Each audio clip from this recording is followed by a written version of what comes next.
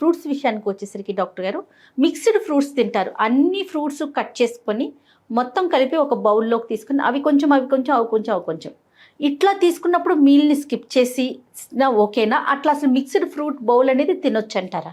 Mixed fruit bowl తినొచ్చు, కానీ జనరల్గా ఎవరైనా చూడండి ఫ్రూట్స్ కాస్ట్లీ ఉంటాయి. ఎవరైనా కొంటే ఒకటే ఫ్రూట్ కొంటాడు, అది అయిపోయినాక మళ్ళీ ఇంకో ఫ్రూట్ కొంటాడు.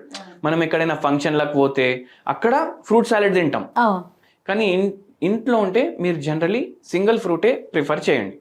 ఒకరోజు ఓన్లీ వాటర్ మెలన్, ఒకరోజు ఓన్లీ మ్యాంగో, ఒకరోజు మీరు గ్రేప్స్ తినొచ్చు, మళ్ళీ ఒకరోజు ఇంకో ఫ్రూట్, అట్లా వారానికి డైలీ ఒక ఫ్రూట్ తెచ్చుకోండి.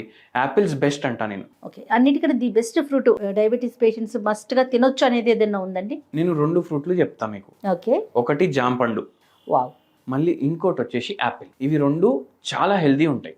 మీరు చూడండి, ఇప్పుడు షుగర్ వ్యాధి పేషెంట్లు మన దగ్గర వస్తారు కదా, వాళ్ళ అందరు సివిపిలు దాంట్లో వాళ్ళకు ఐరన్ తక్కువ ఉంటుంది, హిమోగ్లోబిన్ తక్కువ ఉంటుంది. అప్పుడు మరి మనం ప్రొమోగనెట్కి వెళ్ళాలంటారా?